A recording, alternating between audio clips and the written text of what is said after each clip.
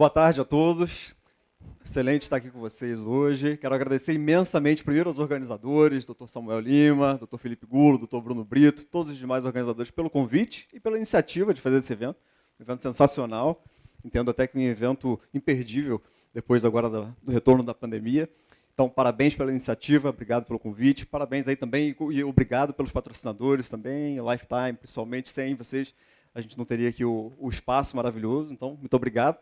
E, bom, pessoal, hoje eu quero falar com vocês sobre o tema que, a meu ver, é o tema mais relevante do direito imobiliário e, quiçá, da economia mundial no momento e possivelmente para os próximos 5, 6, 7 anos, que é o Airbnb e demais plataformas digitais de locação de imóveis por curtíssima temporada e como essas plataformas estão revolucionando o mundo.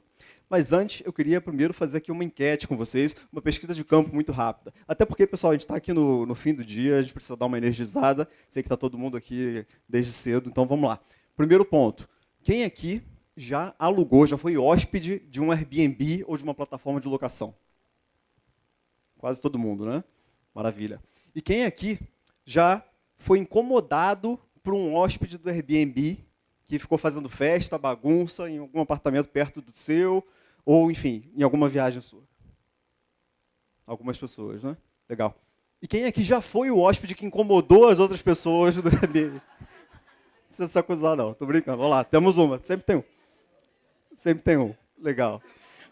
Bom, eu também já fui. Minha esposa está falando aqui que eu também já. Mas vamos lá. Pessoal, eu vou me apresentar rapidamente. Meu nome é Pedro Barbosa, eu sou advogado desde 2011, formado pela Fundação Getúlio Vargas do Rio de Janeiro. Sou pós-graduado pela Escola de Magistratura do Estado do Rio de Janeiro. Eu sou também especializado em direito imobiliário e eu sou diretor-consultor da organização de networking BNI, do BNI Respeito. Tá? Eu sou membro da Comissão de Direito Urbanístico e Imobiliário da OAB da Barra da Tijuca. Eu também sou sócio fundador do escritório Carpati Advogados. O escritório Carpati Advogados é especialista em direito condominial e imobiliário. Tem sede em São Paulo, filial no Brasil todo. Sou sócio da filial do Rio de Janeiro, é o maior escritório do Brasil na área condominial. São mais de 4.000 condomínios, mais de 140 advogados, trabalhando com condomínios residenciais e comerciais em todo o Brasil. Então, o nosso dia a dia é tratar disso aqui. Pessoal, primeiro, o que é o Airbnb e como ele vem impactando o nosso mundo? O Airbnb é uma plataforma digital que é usada para intermediar relações entre proprietários de imóveis e pessoas que querem alugar esses imóveis por curta temporada. Tá? Curtíssima temporada, em geral, menos de 90 dias. As pessoas alugam os imóveis, eventualmente, um dos quartos só do seu imóvel, eventualmente até só uma sala ali por um período pequeno. Então, usam plataformas digitais hoje dentro da economia do compartilhamento. Né? Assim como o Uber, por exemplo, revolucionou a indústria do transporte, o Airbnb e essas outras plataformas vêm aproveitando imóveis que estão vazios, né? Permitindo que as pessoas aproveitem seus imóveis para ganhar uma renda extra. E para os hóspedes, ou seja, para as pessoas que vão alugar esses imóveis, é muito bom também, porque elas vão alugar esses imóveis a um preço muito menor, em geral, e em localizações muito melhores também. Em vez de você precisar fazer uma hospedagem num hotel, que às vezes é muito mais distante do local turístico que você quer visitar, você fica lá no meio daquela praça turística, num imóvel residencial, experimentando a cultura local muito mais a fundo. E como é que o Airbnb nasceu? Lá no ano de 2007, essas 3 pessoas aqui, lá de São Francisco, nos Estados Unidos, resolveram alugar um dos quartos dela para um evento de design que ia acontecer na cidade e que, por acaso, já não havia mais nenhuma vaga em nenhum hotel de São Francisco. O que eles fizeram? Colocaram um colchão inflável na sala, na verdade, e resolveram fazer a locação, conseguiram alugar para 3 pessoas e viram que aquilo ali era um excelente negócio. Né? Então, eles criaram, na época, em 2007, uma empresa chamada Air, Bed and Breakfast. O que isso quer dizer? Cama inflável e Bed and Breakfast, que é um conceito americano de cama e café da manhã. Um quarto rápido, uma hospedagem rápida. Logo depois eles viram que o conceito funcionou muito, resolveram mudar o nome, né, depois de rodadas de investimento, receberam, e através até de uma sugestão de um investidor, reduziram para Airbnb. A empresa deslanchou, em pouco tempo foi lançada na bolsa e, enfim, o resto é história. Mas o fato é o seguinte, o Airbnb, então, essa plataforma é a maior. Por que eu estou falando aqui do Airbnb? Porque ela é disparado a maior plataforma do mercado e, por isso, ela vem revolucionando o mercado imobiliário em todo o mundo. Algumas estatísticas aqui do Airbnb, só para a gente ter uma ideia. O O Airbnb hoje tem 7 milhões de propriedades listadas na plataforma. Só para vocês terem uma noção, o número de quartos de hotel existente no mundo hoje está em cerca de 15 milhões.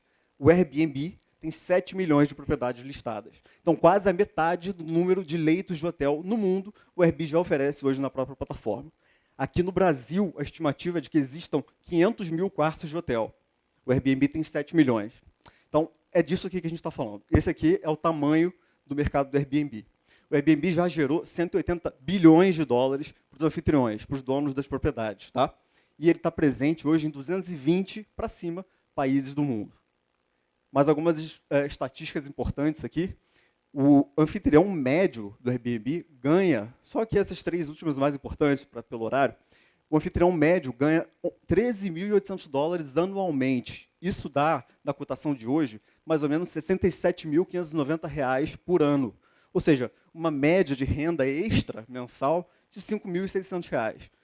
Não é nada desprezível, uma renda extra considerável. E isso aqui é uma média. Existem hoje donos de propriedades que deixam a propriedade do Airbnb, que compram propriedades só para deixá-las alugadas no Airbnb e fazem verdadeiros impérios com isso. Compram diversas unidades, compram prédios só para fazer isso aqui. Então, esse aqui é o potencial desse tipo de plataforma. A avaliação atual do Airbnb como empresa listada na Bolsa Americana é de 113 bilhões de dólares. Ou seja, cerca de 553 bilhões de reais, pessoal. Essa aqui é a avaliação do Airbnb hoje. E um dado importante que eu vim estudando também é que o Airbnb, até o ano de 2021, não era lucrativo.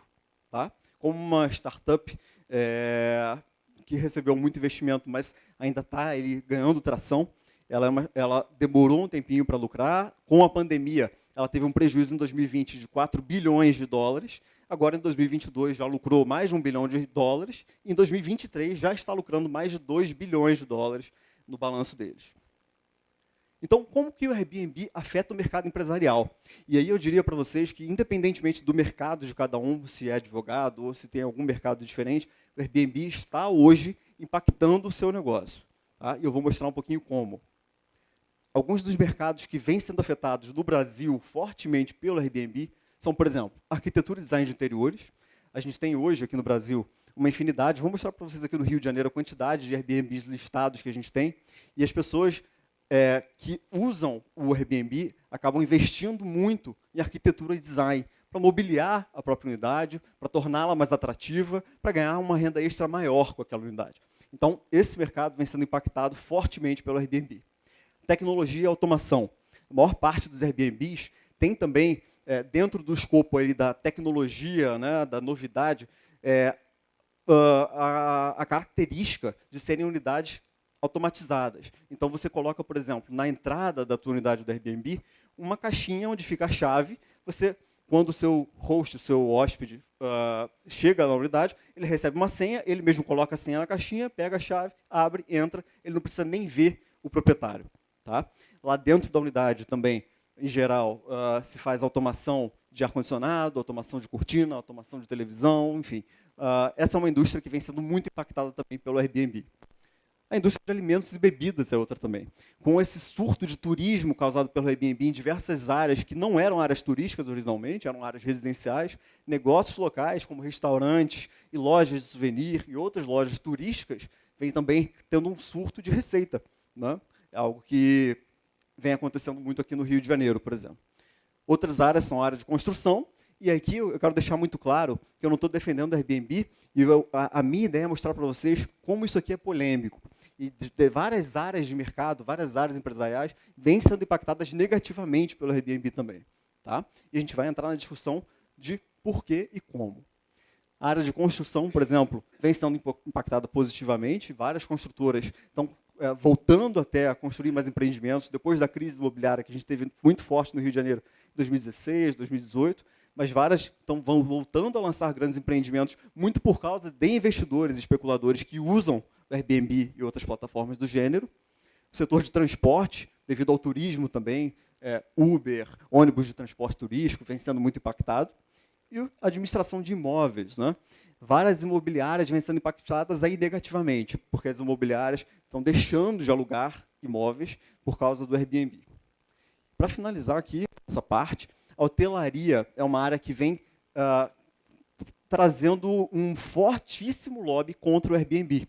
E por quê? Porque os hotéis perderam espaço, perderam faturamento aí estimado anual de pelo menos 500 milhões de dólares com o Airbnb. As pessoas deixaram de alugar, né, hospedagem em hotéis, de receber diárias de hotéis que são muito mais caras, em geral, e às vezes mais distantes, para alugar Airbnbs. Então, o lobby da indústria hoteleira é muito grande contra o Airbnb no momento.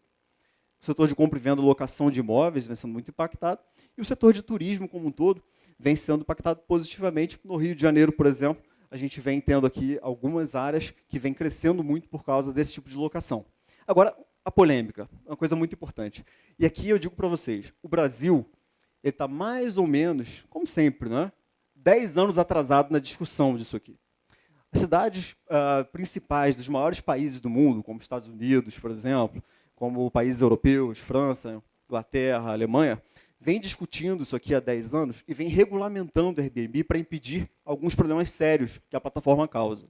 Por exemplo, em diversas áreas turísticas dessa cidade, vários empreendedores grandes compram... Opa! Não sei o que eu fiz aqui. Vamos lá. Perdão.